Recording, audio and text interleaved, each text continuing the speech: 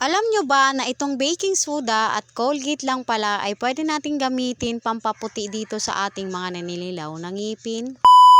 Napakarami talagang pwedeng paggamitan natin nga nitong baking soda mga mare, at hindi nga lang pala natin to ginagamit dito sa ating paglilinis sa mga kusina. Ayan guys, yung una, magtututbrush muna tayo bago natin lagyan ng baking soda yung ating toothbrush. Toothbrush muna tayo para malinis yung ating ngipin.